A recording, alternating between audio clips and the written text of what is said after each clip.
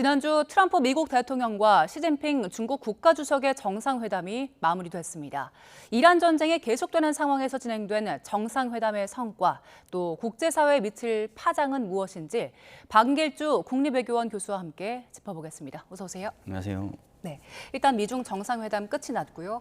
외신 평가를 보면 구체적인 성과는 부족했다라는 평가들이 많았는데 교수님께서는 어떻게 총평하십니까? 먼저 미중 정상회담은 두 가지 측면에서 봐야 될 것 같아요. 이제 성과와 그다음에 미중 관계 설정이 어떻게 됐는지. 성과로 본다면 첫 번째는 신뢰 구축 외교가 분명히 있었죠. 그러니까 친분 외교, 고용한 정원 이런 건데 가서 서로 이제 씨앗을 뭐 주겠다 이런 얘기를 함으로써 양 정상, 즉 극한의 이제 대립을 벌이던 강대국 두 정상이 친분을 이어가겠다라고 하면서 신뢰 구축을 한 거죠. 신뢰 구축이 이제 사실은 관계 회복의 시작이 될 수 있으니까 그게 있고요.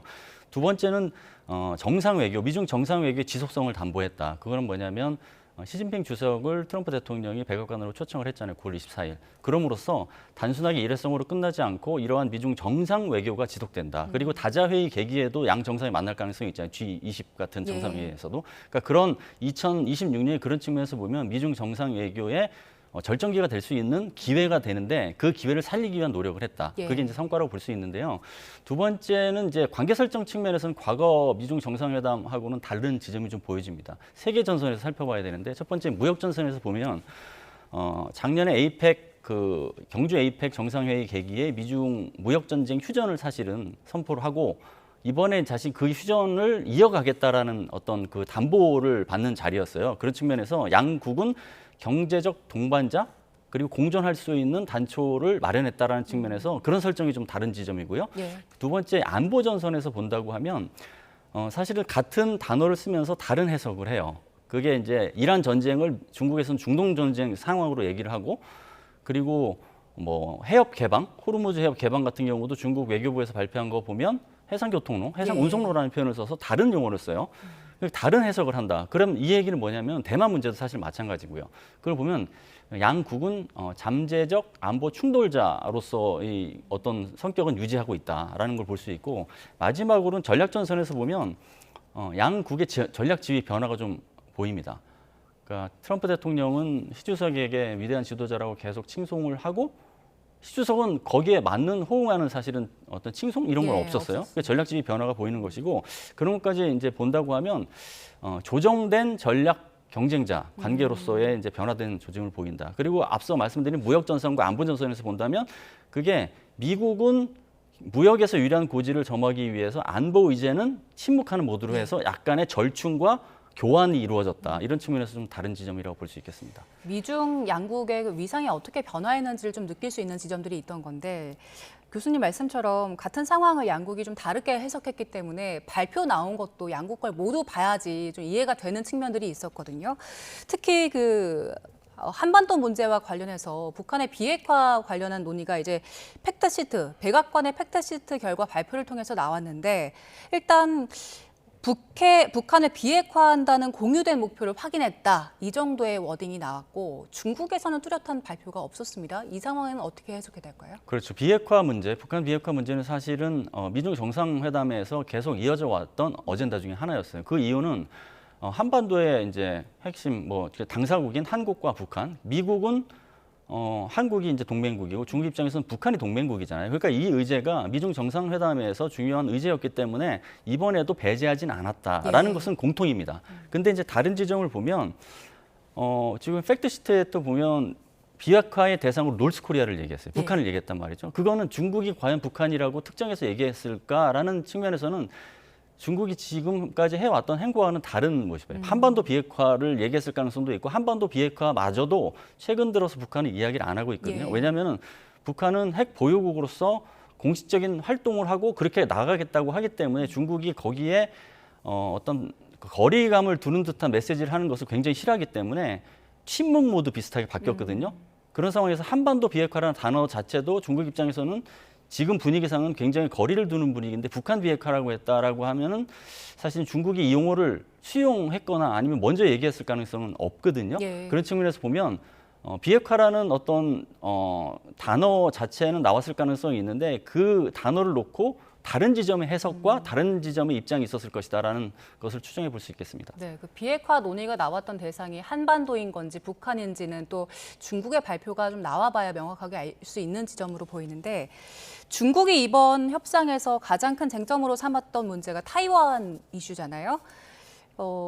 그 시진핑 주석 같은 경우에는 타이완 이슈에 대해서 전체 중미 관계를 위험한 상황으로 몰아갈 수도 있는 것이다 경고를 했는데, 근데 지금 트럼프 대통령 얘기한 걸 보면 무기 판매를 승인할 수도 있고 하지 않을 수도 있다라고 하면서 이걸 협상의 카드처럼 남겨둔 상황으로 보이거든요. 그렇다면 이 지점은 앞으로도 계속될 이슈라고 봐야 되는 겁니까? 그렇죠. 이 타이완 문제가 단순하게 미중 정상회담의 의제뿐만 아니라 국제사회를 관통하는 중요한 이슈거든요. 왜냐하면 타이완 문제가 규칙 기반 질서를 지켜낼 수 있는지의 가늠자가 되는 성격이 있기 때문에 그렇습니다. 그런데 트럼프 대통령은 두 가지 측면에서 접근한 것 같아요. 첫 번째는 앞서 앵커님 말씀하신 것처럼 대만 문제는 중국이 미국과 관계를 설정하는 데 있어서 가장 중요한 의제라고 얘기를 했잖아요. 그렇기 예. 때문에 거기에 어느 정도 부응을 하면서 이익은 챙기겠다라는 측면으로 해서 협업 공식을 작동시킨 것으로 보여집니다. 예. 트럼프 대통령은 시진핑 주석 앞에서 면전에서는 대만 문제를 언급하지 않았어요. 침묵 전략인 거죠. 그러니까 시진핑 주석의 레드라인 전략에 맞춰서 침묵 전략으로 어느 정도 그 무역에서 유리한 고지를 점하기 위해서 침묵 모드를 했다. 대신 미국의 대만 정책은 변함이 없다라는 것을 루비오 국무장관의 입을 통해서 전달한 것이죠. 이거 분명히 협업 공식으로 볼 수 있고요. 두 번째, 대만 무기 판매는 사실 1982년에 이제 대만과 미국이 미국의 대만 무기 판매에 대해서 중국과 사전 협의 이런 것들은 필요 없다라는 것을 확약한 상태거든요. 거기에서 이제 다른 지점이 보였던 게 대만 무기 판매를 협상 레버리지화한 거죠. 카드화한 것입니다. 예. 그게 중국뿐만 아니라 대만에 대해서도 했다는 것이죠. 대만에 대해서는 반도체 기업 같은 경우는 미국으로 다 옮겨야 된다는 식으로 레버리지 삼았고, 중국에 대해서는 미국산 농산물, 석유, 그다음에 제품 같은 것을 구매해야 된다라는 어떤 레버리지를 삼기 위해서 대만 카드를 쓴 것이거든요. 그런 측면에서는 굉장히 기존의 미국의 어떤 그 외교적 행보와는 다른 지점이 분명히 있는 것이고, 그나마 이제 다행인 것은 미국의 그 대만 정책은 변함이 없다라는 것을 계속 시사하는 측면이 있기 때문에 대만의 우려가 이제 최악의 우려까지는 아니지만 그래도 침묵 모드로 있었다는 것은 어쨌거나 대만의 입장에서는 우려를 할 수밖에 없는 대목이기 때문에 예. 국제사회도 그 지점을 굉장히 주목하고 있는 상황입니다. 예. 그리고 무역과 관련해서는 일단 중국 측에서 미국산 보잉 항공기 200대 구입하기로 했고, 또 미국 농수산물을 연간 25조 5천억 원 규모 구매하기로 했다. 이 정도까지 성과를 발표했는데, 애초에 미국이 기대했던 500대 보잉 항공기 500대 이 정도 수준에 못 미친 것 같아요. 어떻습니까? 그렇죠. 이제 중국하고의 무역 합의가 이제 성공한 것처럼 이제 이야기를 하긴 하는데, 예를 들면 농축산물 같은 경우에는 2028년 즉 트럼프 2기 행정부 이제 거의 마무리되는 시점까지 해서 170억 달러를 얘기하잖아요. 근데 한국의 대미 투자를 보면 3,500달러고 네. 일본의 대미 투자 보면 5,500달러잖아요. 거기에 10분의 1도 안 되는 수준이기 때문에 그거에 비하면 사실은 이 무역 합의가 그 대단한 성과라고 얘기하는 것은 약간 과장된 성격이 좀 있죠. 그럼에도 불구하고 양국이 약간 충돌의 성격이 있다가 이 정도 합의했으면은 상징적 의미는 있다라고 할 수 있는데 대단한 거라고 보기는 좀 어려운 측면이 있죠. 근데 예. 이제 트럼프 대통령 입장에서는 유권자 특히나 이제 중간 선거를 앞두고 표밭을 다지는데 활용하려고 하는 측면은 없지 않아 있죠. 그게 이제 대표적으로 대두인데 이렇게 농가에서는 중국이 이제 트럼프 행정부 들어서 관세 어떤 무기화 하니까 중국에서는 대두 수입을 중단했다가 다시 재개한 측면이 있잖아요. 그래서 농가에게는 이제 대두 판매가 중단되는 것을 굉장히 큰 어떤 타격으로 바라보는 입장이었어요. 거기에서 이제 170억 달러의 농축산물이라고 하면 농산물 구매라고 하면 핵심적인 게 대두일 건데 대두의 비중이 원래는 트럼프 1기 행정부 들어서기 전에는 미국산 대두가 40%까지 됐다가 그게 20%까지 줄어들다가 대두를 이제 구매 중단하겠다고까지 하면서 다시 이제 그게 해제되고 좀 늘리는 상황이잖아요. 그런 측면에서는 분명히 농가에서 이제 트럼프 행정부의 무역 합의를 유의미하게 보는 측면도 있을 거예요. 그래서 그런 측면에서 보면 중간 선거를 앞두고 표밭 따지기의 행보하고도 연결될 수 있는 지점이 있다 그렇게 말씀드릴 수 있겠습니다. 국내용 카드로는 트럼프 대통령에게 어느 정도 효과가 있을 수 있다는 말씀 주셨고 이재명 대통령도 어젯밤에 트럼프 대통령과 통화를 했잖아요. 구체적인 내용이 전해진 건 없는데 지금 미중 정상회담을 마치고 돌아온 상황에서 통화를 했기 때문에 지금 이 상황에서 두 정상 어떤 이야기 나눴다고 추측할 수 있을까요? 우선 이제 그 미중 정상회담 이후에 푸틴 러시아 대통령이 중국을 찾지 않습니까? 예. 그거는 미중 정상회담의 결과를 공유하고 우방국과 동맹국하고의 결속을 다지는 것이거든요. 마찬가지로 미중 정상회담 후에 트럼프 대통령이 동맹국 정상과 이런 소통을 하는 것은 어떻게 보면 자연스럽기도 하고 그 정상회담 결과를 굉장히 그 뭐랄까 성과를 내면서 동맹의 결속력을 유지하는 차원이 있습니다. 분명히 거기 그런 걸 기본적으로 하고 미 정상회담과 통화는 한 세 가지 측면에서 어떤 의제가 있었을 것으로 보여집니다. 첫 예. 번째는 한반도 문제죠. 한반도는 이제 비핵화를 목표로 하는데 이 비핵화를 목표로 하기 위해서 한국과 미국이 양 정부 간 협업 공식을 작동한 게 있습니다. 그게 피스메이커하고 페이스메이커잖아요. 그런 측면에서 이 어젠다를 같이 협업을 하고 강하게 같이 풀어나가겠다. 그런 측면을 다시 한번 이제 확인하는 측면의 얘기가 있었을 것이고 두 번째는 동맹 결속이죠. 작년에 한미가 동맹 현대화에 합의를 하고 뭐 핵잠수함, 그다음에 뭐 농축, 제철이 이런 여러 가지 대미 투자까지 여러 가지 있었잖아요. 그것을 이행하는 단계에 있기 때문에 안정적으로 이행해서 한미 동맹의 결속력을 잘 이어가겠다라는 측면의 얘기가 있었을 것 같고 마지막으로는 이제 이란 전쟁 상황이죠. 예. 중동 상황에 대해서 어쨌거나 중동 상황이 빨리 해결돼야 되고 평화와 안정이 돼야 된다 이런 얘기가 있었을 것으로 추정할 수 있겠습니다. 교수님 지금 짚어주신 이란 상황도 좀 이야기 나눠보겠습니다. 사실 이제 이번에 시진핑 주석과 만나기 전에 어느 정도 뭐 분수령을 만들 그런 협조나 약속을 받아낼 수 있지 않을까라는 기대감을 가지고 간 것 같은데 뚜렷한 협조 약속은 없었습니다.